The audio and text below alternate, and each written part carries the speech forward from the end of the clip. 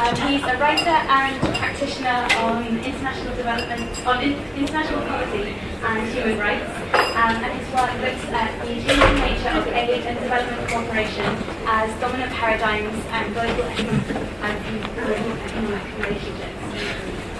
So we're very glad to welcome him today. I'd just like to remind you that this talk will be made available externally on our YouTube channel, so you can follow us. You'll be able to listen again on there. Please do follow the conversation on Twitter using the hashtag changehistory. Thanks, Yvonne. I'm also Director of Policy Research Save the Children, and you may have mentioned that. And I gave a 3-line whip to my department to come. So I'm assuming that they're late, as they usually are. But it's nice of you to come. Let's see if I say anything sensible on this topic. As our thoughts turn to Christmas, it's only natural that we start thinking about the coming of the Saviour. Of course, not Jesus, Bob Geldof. If we're lucky at this time of year, wandering around the high streets, just hear the echo of that famous song from, I guess, almost 30 years ago now. Do they know it's Christmas? And that's going to be, I've talked recently about Lionel Richie, and now I'm going to go full circle and try and relate Bob Geldof's Do They Know It's Christmas to Michael Jackson and Lionel Richie's We Are the World. Now clearly Bob's song is a very good song from my view. It's a very good song, it's very catchy, it's a very beautiful thing to think of. But the lyrics are terrible, as comes up every time they re-release it. And I think increasingly now, I think this year the uproar against re-releasing it, or last year, was more than ever before. And I hope that in the next few minutes I'll try and explain why I think that uproar is more or less. I mean, I like Bob Geldof actually. I think he's a really good man. I think he knows more about Africa than most people that claim to be Africa experts. He's done an amazing amount of good in the world. Nevertheless, the lyrics are shit. And I'm going to try and explain why that's true. And actually why Michael Jackson and Lionel Richie's We Are the World, written only a few months after Do They Know It's Christmas, actually is a precursor to the Sustainable Development Goals. And they were, as in so many ways, 30 years ahead of their time. Now, the name of this talk, I've just confirmed with Kirsty that it was indeed her that came up with the idea of talking about a history of development. Now let's start off, as in any good talk, by trying to agree the terminology. Does anyone here want to try and define development? Anyone have a go? What do you understand by development? Long-term change? Long-term change, nice. Yeah. Broad definition. Any? Achieving like certain levels in healthcare and education. Achieving certain levels of healthcare and education. Infrastructure. Okay, so we've got long-term change on the one hand, which applies to pretty much everything, and achieving specific change in healthcare and education. Yeah. Non-financial measures of progress. Interesting, non-financial measures of progress. Okay. You've been reading our head of research's work, I'm pleased to see. So, 3 very different, I think you'll agree. Maybe Jack's and they here, maybe yours are a little bit similar. I think the problem is that the term development is a very complicated one. In fact, for most people in the world, development isn't really a thing. It's a thing for a lot of us sitting here, but there are actually development ministries in most countries in the world, but they're not about what we think of as development. They're not about healthcare, only healthcare and education. They're not about non-financial progress indicators. They tend to be simply the planning ministry, the strategizing ministry. Because in a really meaningful sense, development in most parts of the world does simply mean long-term change. It simply means taking the next step in our progress as a country, covering really everything. In fact, in some senses, development is just another word for history taking place. So Kirsty's asked me to do a talk to you in the space of 20 or 30 minutes on the subject, a history of history. And that is not possible. So I think what, to be fair, people really wanted to hear about was the development industry. What we mean, let's say, by development. A northern context, a Western understanding of development. So that's what I'm going to talk about. I will, apart from talking about the songs, I will try and give you some sense of chronology, because I understand that not everyone has been through the history of the development industry, the development community, as we like to call it nowadays. So, I guess development in the modern sense started.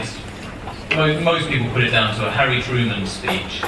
He was the president of the US just following the Second World War. It's called the Point 4 speech for some reason. I think there were 4 points in it.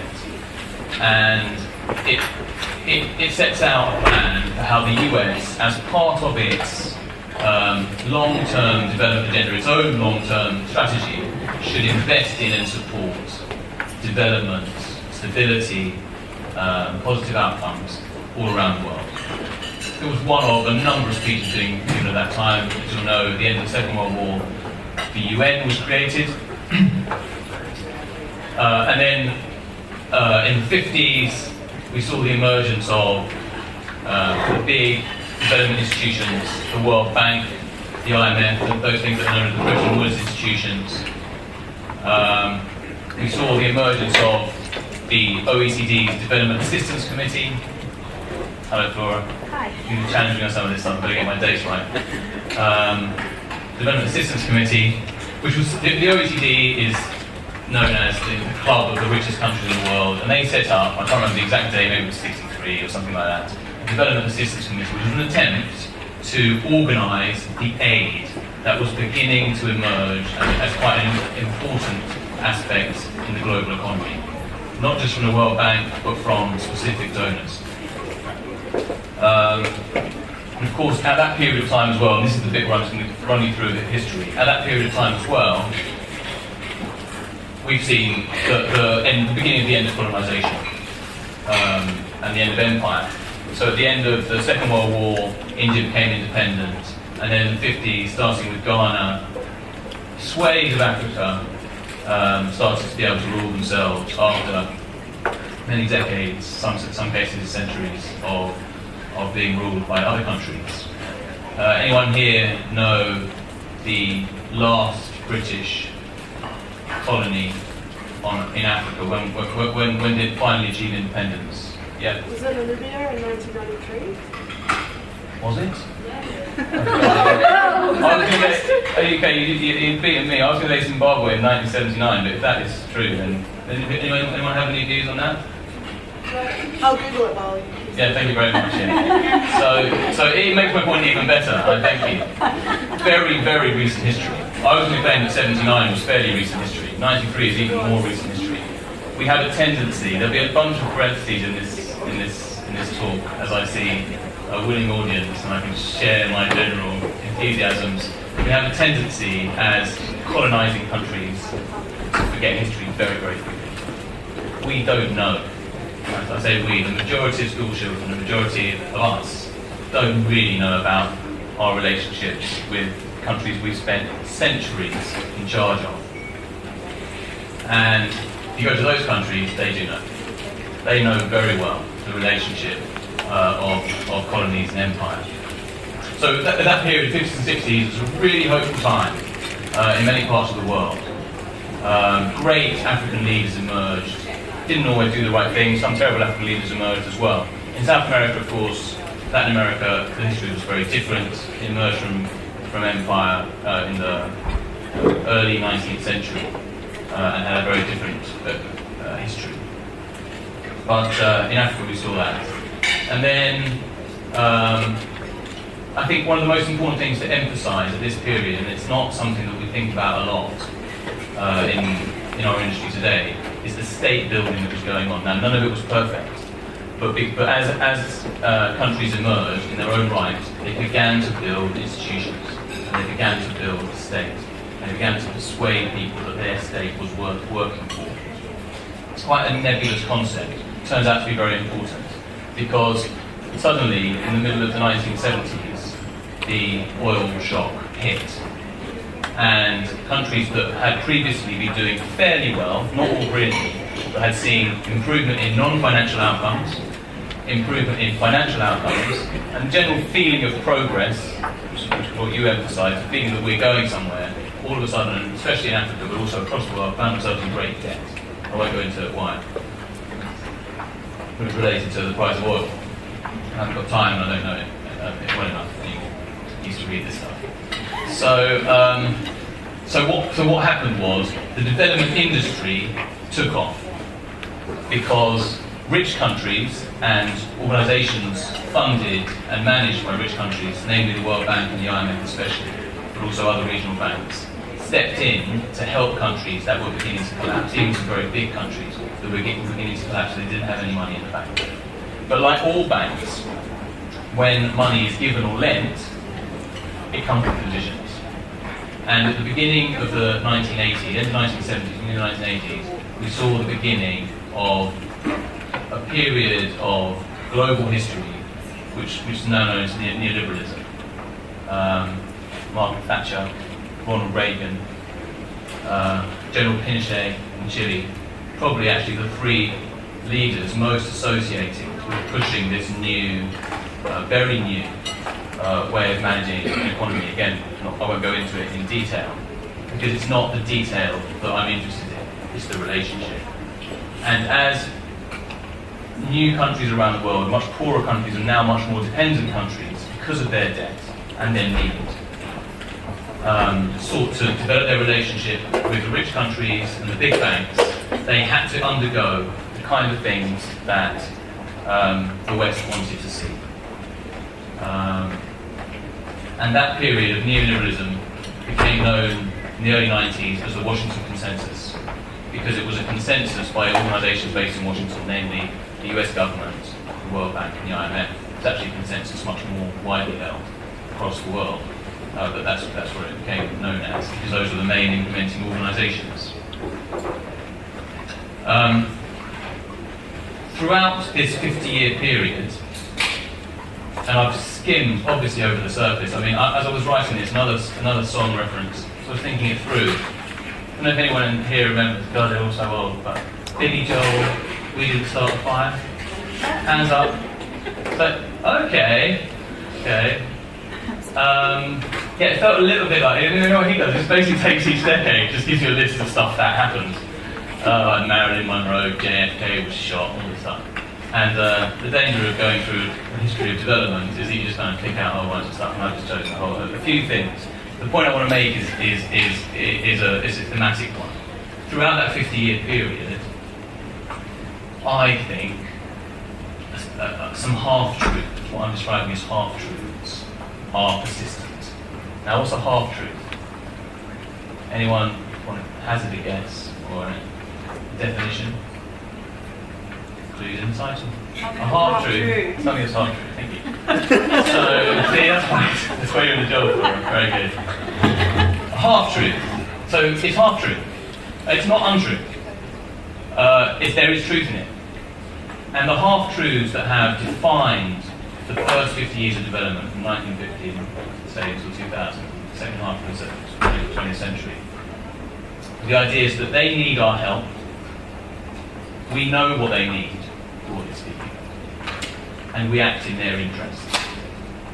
And if you read the speeches, starting with Truman's in the late 40s, but through JFK, through all the grand speeches about development, right up to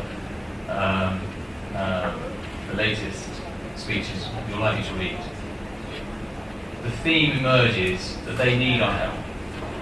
We know what they need, and we act in their interests.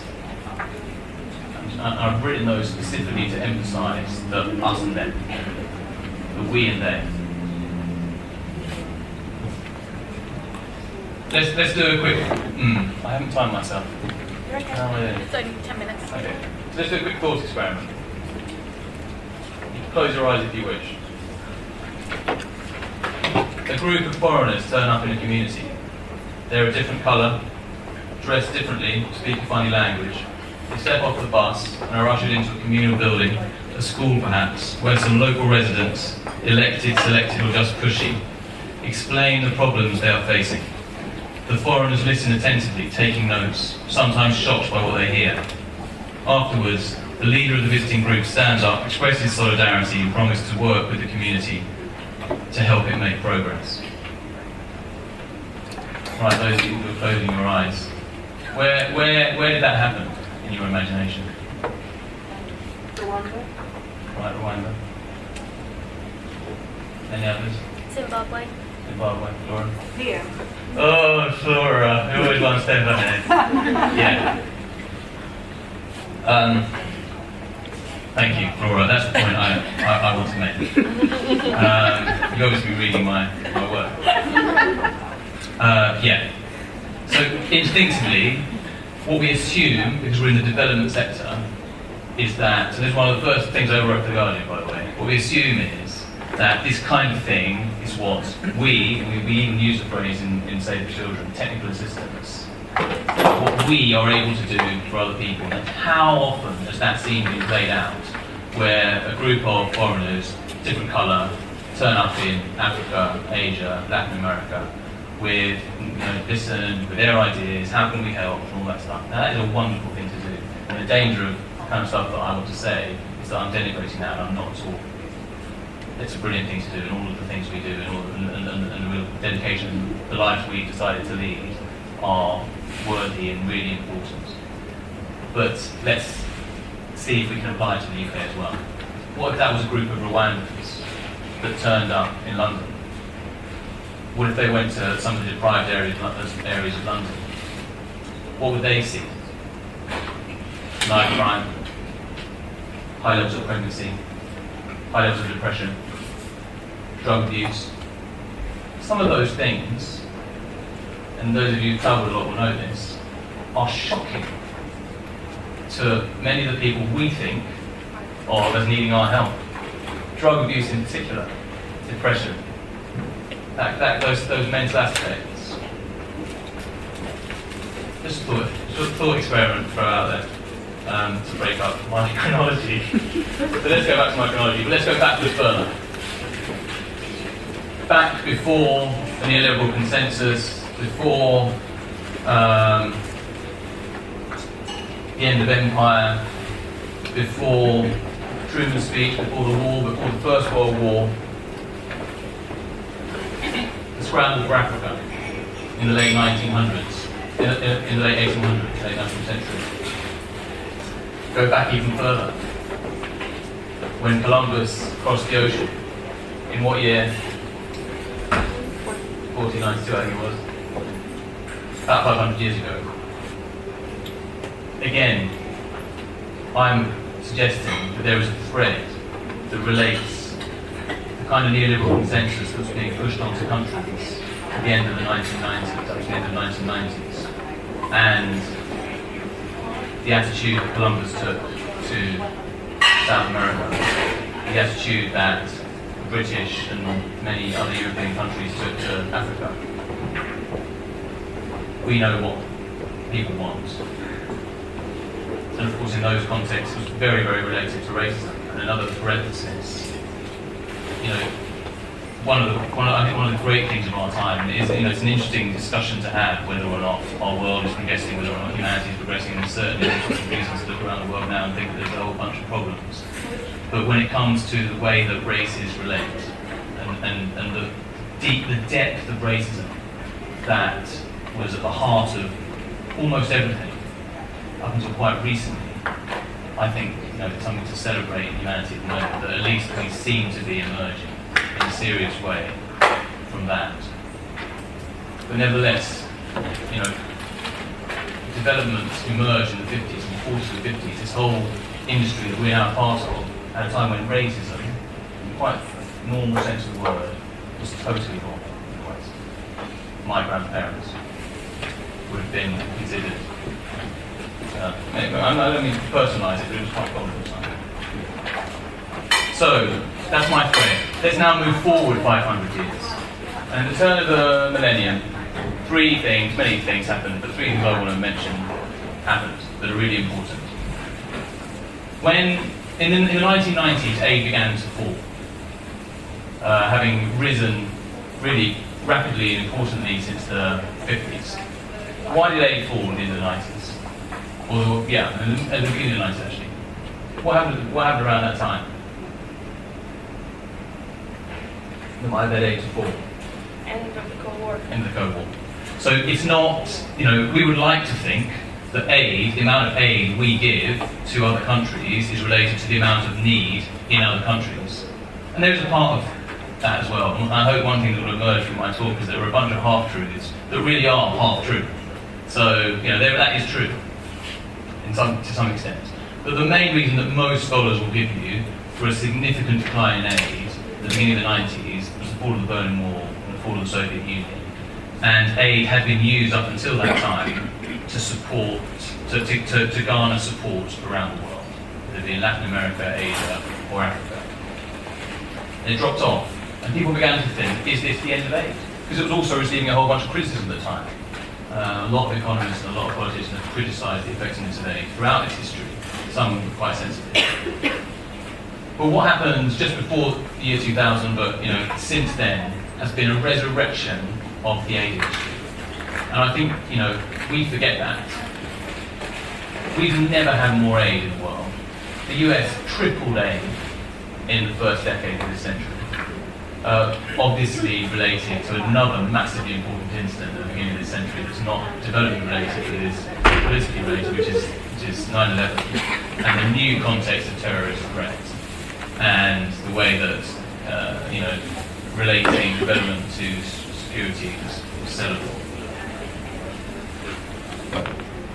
When I say aid, I'm talking instinctively about Western aid. But actually, a whole range of other countries are now engaging in aid in a very serious way. As many of you know, there's China, but there's India, there's Brazil, there's Venezuela, a big player in Latin America, there's South Africa, a big player in Africa. A lot of them focus on regions, China being, I guess, the exception in some extent. So it's not only that Western aid is higher than ever before, maybe it was a bit higher last year, I can't remember, but in terms of history, it's huge.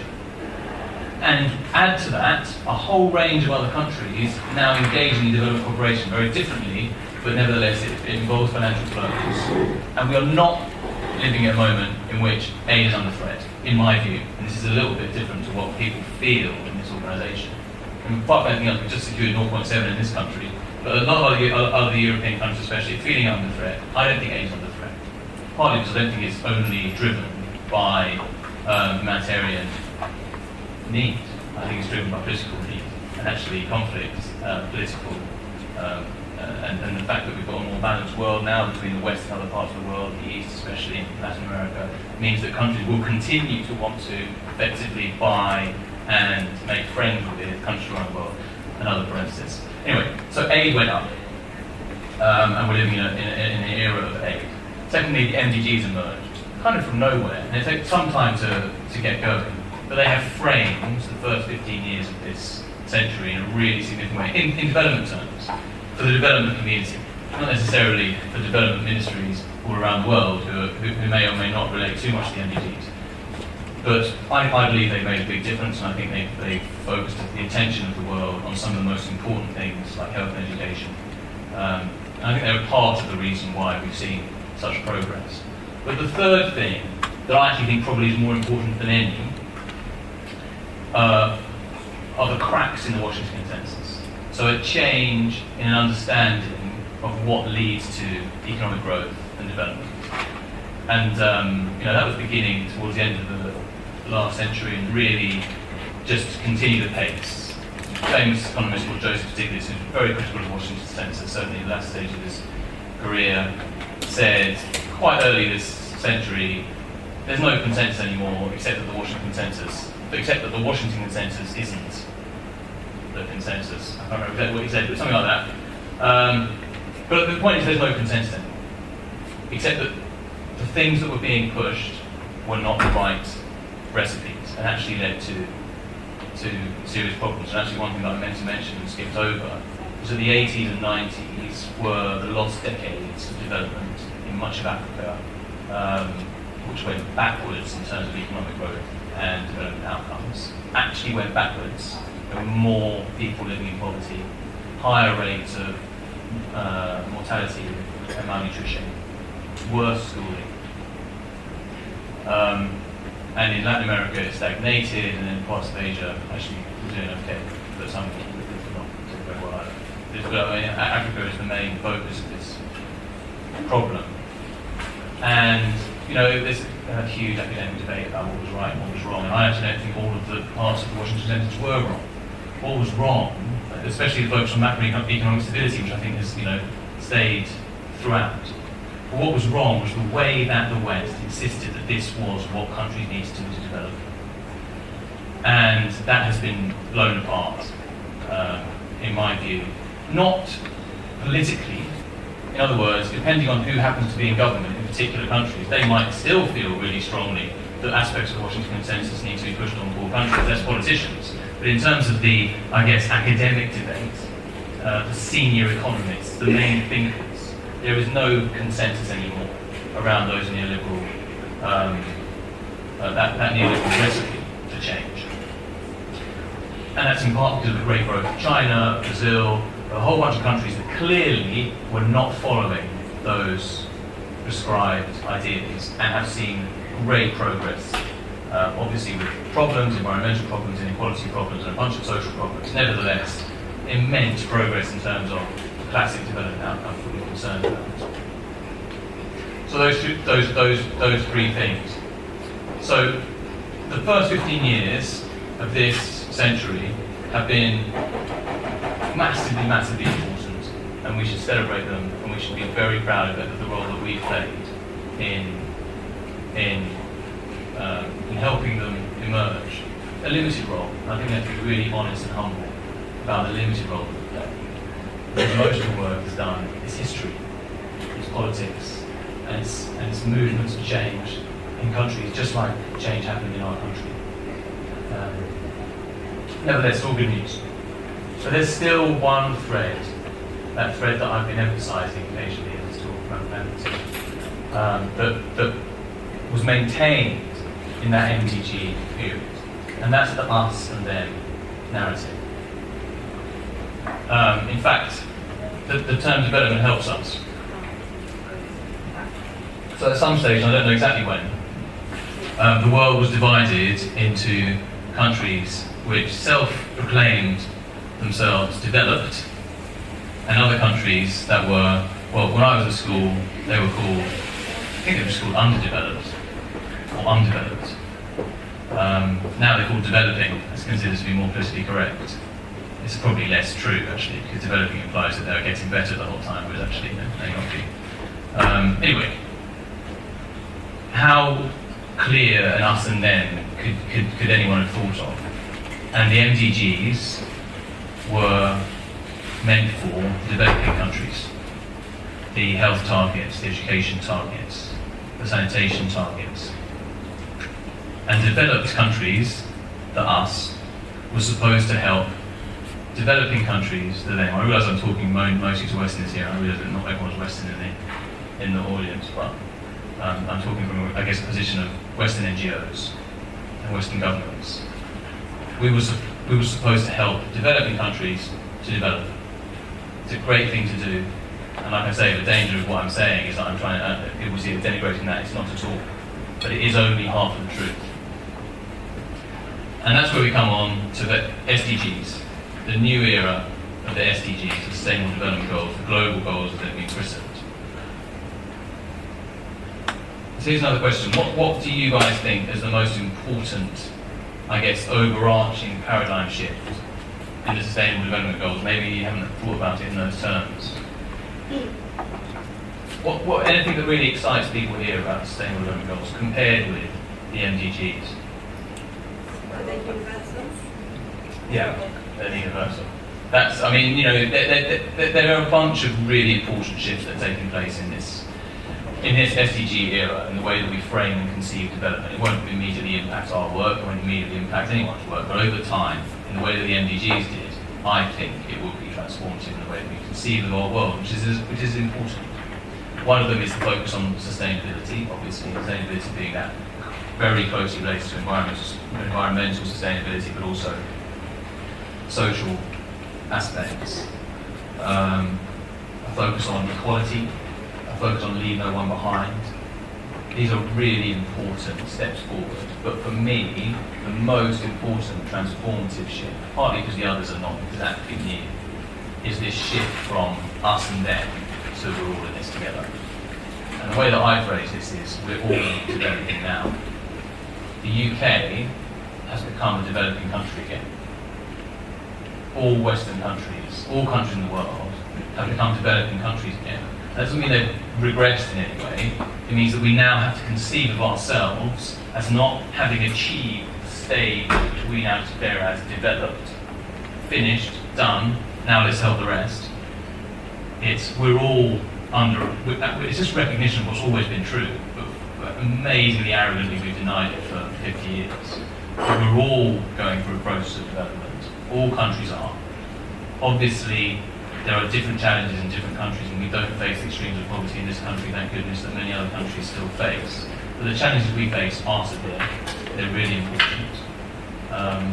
And both in terms of our own country, but also in terms of our support to the globe, the environmental impact of our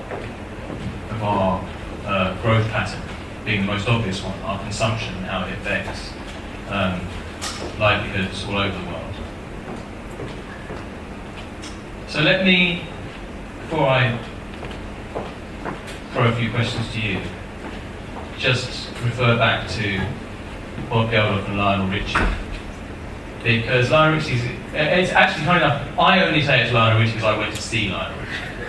Actually, having read a little bit about the genesis of We Are the World, it turns out it's Michael Jackson who wrote most of the lyrics. So probably should give more respect to Michael on that.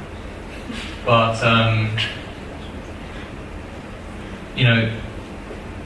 I started thinking about this amazing phrase that's in the We Are the World, and the reason why I went to see the concert, by the way, in Edinburgh, and that's where I started to realise that this was quite a good song.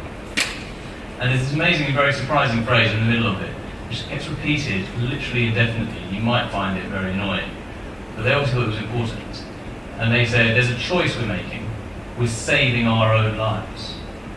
We're saving our own lives. At the very moment when they're talking about literal starvation of poor kids in Ethiopia in this case, they said we're saving our own lives. Now that is an incredibly surprising thing to say, you might think. Quite a provocative thing to say, and actually at the time people criticised it. I don't celebs. It's not about saving their own lives. But I'm quite sympathetic to Lionel and Michael, as you might have noticed. So I actually think they're possibly quite profound. But I've actually, for those of you that saw my talk to Ted Parpenden, my previous outing on this subject, I said, that they were a precursor to the SDGs, because it's not just about us saving them; it's about all of us being interrelated. And I think that's what the SDGs most clearly show. They show that what happens over there matters to us, and what happens to us matters anywhere else. So we're all in this together, we're all affecting each other. Then I started thinking they probably weren't thinking that when they wrote the song. And then, so I thought, what were they thinking when they wrote that? And actually, it is a bit weird. And then I thought, maybe it's more like a spiritual reflection on being wealthy people in a world of poverty. And probably that is what they were thinking. So in a sense, we're saving our own lives because we can't be decent human beings. We can't be humane. We can't just keep on with our riches while this is happening. So actually, funny enough, we're saving our own lives by doing this, which is quite a spiritual reflection. Actually, I think the one I share is a very profound thing to say. And that's probably what they were thinking. I don't know. I wonder what you guys think. But then, we haven't thought about it as much as I have. But then I started thinking, actually, there's a third thing, which is even more the perfect way of understanding it. Maybe it's what they meant. And that's why maybe they said we are the world. They were saying, I think, they're saying, that, those kids are our own kids. Maybe that's what you all worked out many years ago. The idea that it's us and them is not true. You know, those kids are our kids. We're saving our own kids in the same way as the kids next door are our own kids. And that is so different to Do They Know It's Christmas. That's profoundly different. It's the them of Do They Know It's Christmas compared to the we, the us of We Are the World. And goes on to say We Are the Children, by the way, and I'll just come on to that in a second. I think it's relevant to our organisation. I'll just, in parentheses, anyone know what the shortest poem ever written was? Or can anyone make it up? For some of you are thinking it was Adam Hadley, but that's actually not the correct answer. The correct answer is Me, We. So if you look up Muhammad Ali on YouTube, you might find him declaiming. But he just invented the shortest. I mean, obviously he said it much better than I did. He said it like this: Me, We. It was well presented. I think it's a little bit like what I'm saying, but it's like they, we, or them. You know what I'm trying to say. Okay. So let me just end by just throwing out a few challenges to take for children. You know, what kind of organisation are we? We played a big role in the SDGs. It's recognised, and I think we should be very proud of that. But my question is, are we challenging those age-old, centuries-old half-truths of the us and them? Or are we perpetuating them? And actually the question is to you individually. I don't know what all of you do. But in your work, in the reports you write, in all the various aspects of our work, are we trying at least to give a balanced analysis of the reality of our world? Trying to communicate something approaching a wholer truth, a more substantial truth, which reflects on the reality of history, the reality of us not knowing stuff, the reality of us not being motivated only by other people's interests, but actually by our own interests. And I think the answer to that is, in many instances, Save the Children needs to improve on that. I think we do perpetuate half-truths, and we shouldn't be. And one final thought. One of the things Justin said to me when I joined was that he conceived this organisation as a children's organisation first, and then a development organisation. Which, if I'd have known that before I joined, I might think twice, but actually, I think it's a really useful thing to think. In this era of the SDGs, I think those organisations that are that see themselves as development organisations are in a little bit of an us-them bind. They're a little bit of a we are helping you sort of, and like I say, I don't want to denigrate that at all. We should all be helping each other. Nevertheless, a better way of understanding a much smaller globe than it was 50 years ago is we're all in this together. We work with children in the UK, and we work with children in Ethiopia, we work with children in Peru, and we work with children in China. We're a children's organisation, not a development organisation, not only a development organisation. I actually think that puts us in a really... So on the one hand, I think we've got a lot of work to do to reconceptualise the us and them thing, but at the same time, I think we're in a very good place as an organisation to become a global children's organisation that stops implying us and them and starts to say, I've just got to say this, we are the children. Thanks a lot, that will do for now. And so my question to you really is, what do you think about that question? Thank you.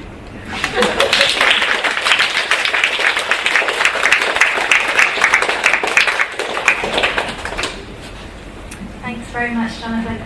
If anybody has any questions, I would just like to raise your hands and I'll come over with a microphone. And if you're on a link, please do type them in the message box and I'll read them out. Hi there, thank you for the talk, that was really interesting and a really great overview and very illuminating. me for sure. I was interested in what you were saying about obviously development being a big factor in government achieving their sort of political aims during the 80s and 90s. I see that children get so much sort of government funding, multilateral funding, and it's such a high proportion of our income. What do you think are the challenges around that in terms of, say, children being sort of independent organisations with change and not being deliberate of, and I guess perpetuating those challenges of the 80s and 90s where aid was a kind of political agenda. How do we sort of manage that? Okay, small little question there. Shall I'll try on that one. So I think, when I realised that my analysis of the world didn't have to be coherent and could actually be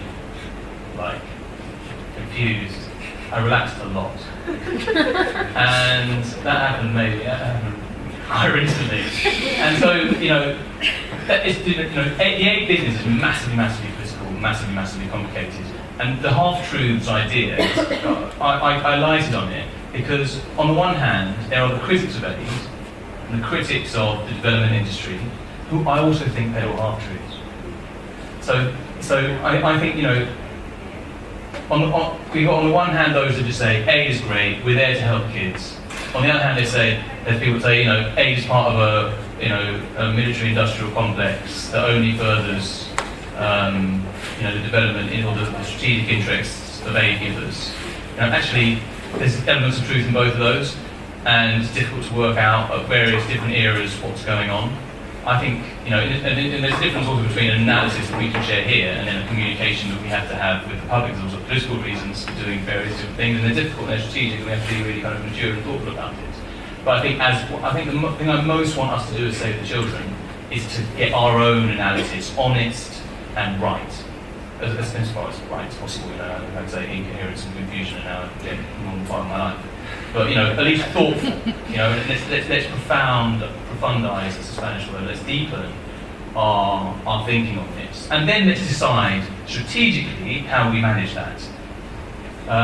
So in answer to your question, I think we need to be clear that aid is part of political, can be part of a political strategy. Funny enough, probably a bit less in the UK than in many other countries. But I think if you went to China and said, this is just so generous of you, China, thanks for throwing billions around the world, no one would take that very seriously. I mean, clearly they have a political agenda, and they're also being generous, and they also have solidarity with Africa, by the way, in a very profound sense, just as much as people in the West do.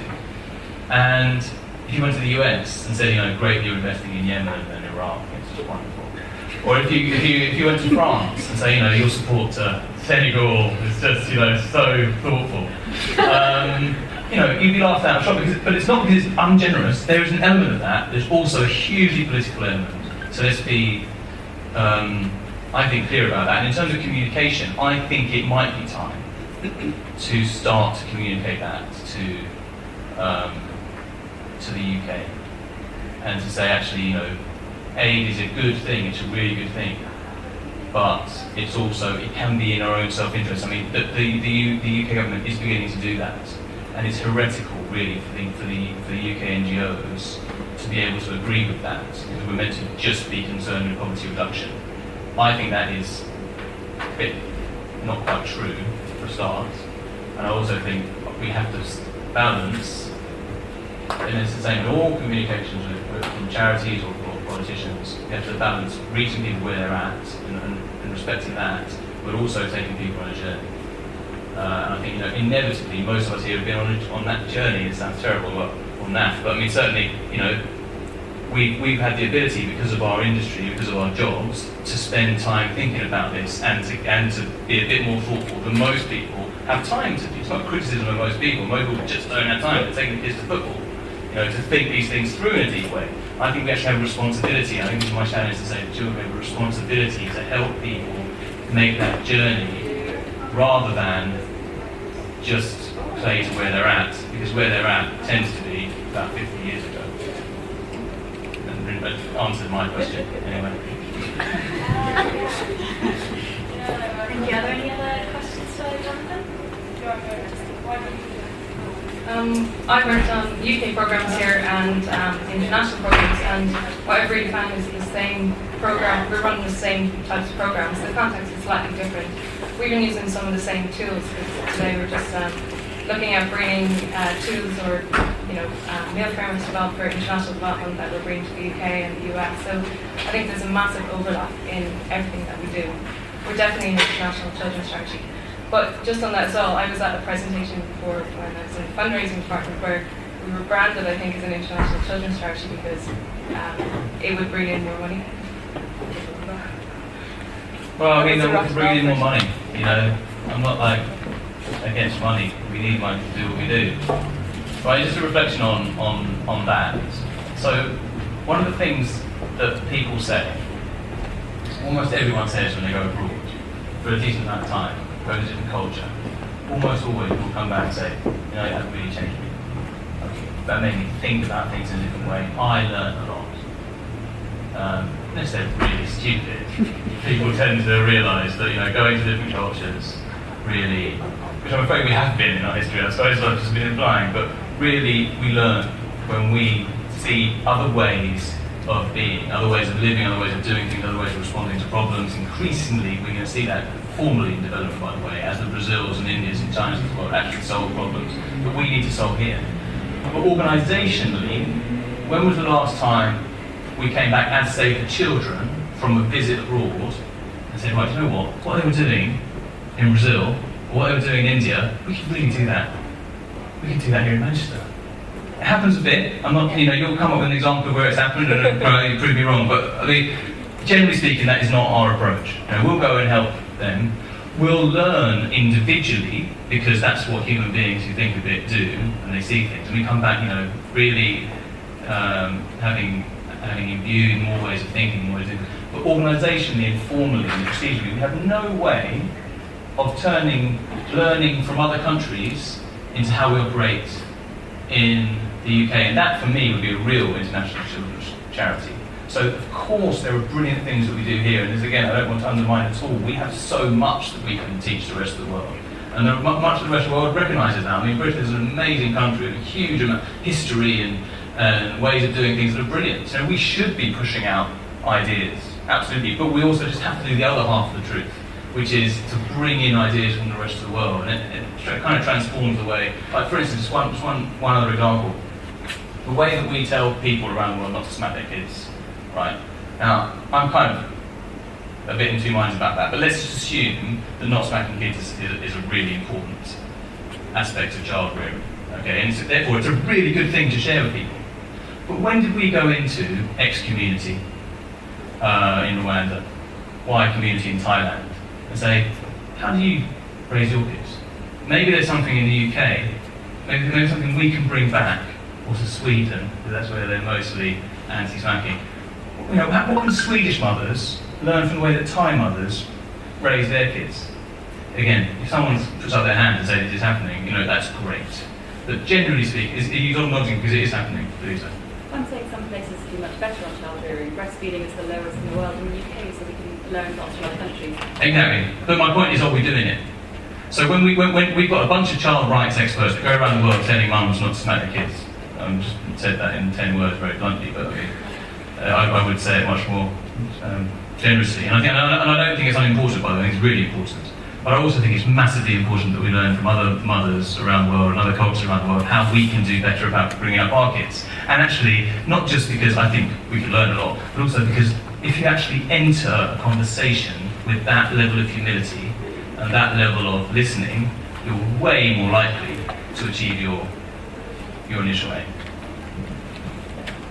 Again, answer my question. Are there any last final questions?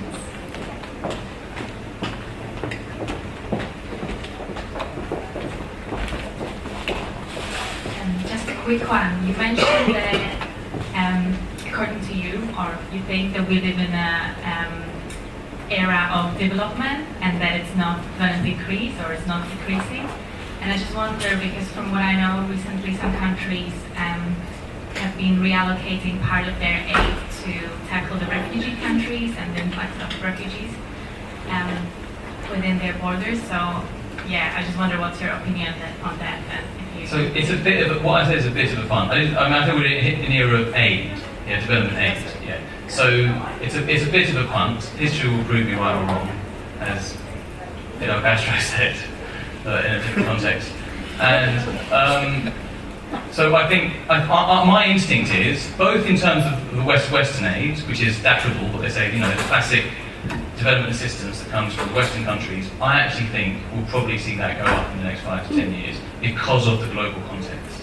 So aid is not just a gift; it's actually buys sometimes very good things like stability and environmental improvements. I mean, if you look at what we're trying to achieve with the SDGs, it's about, if that's the ambition of the SDGs, that's the ambition of the SDGs. I mean, we need a huge amount more public investment, international public investment. So I think there's a case for it. I also think that politically it will happen. And that's only the West. If you add all those emerging countries, I once gave a presentation at the UN to the new Kazakhstan aid agency, right? It was 1 million a year, wasn't very big, but they were starting one. And a whole bunch of countries have started aid agencies in the last 10, 15 years. So if you add all that together, not just the massive ones like China and India, but a whole bunch of others, I think we'll see an increase in the amount of aid. It won't be called aid, it's called development corporations. People don't like the term aid because it implies that us and them thing again. I don't know, I might be wrong, but I think I think these things are blips, the up and downs are blips. I think the broad trajectory is going to keep going up.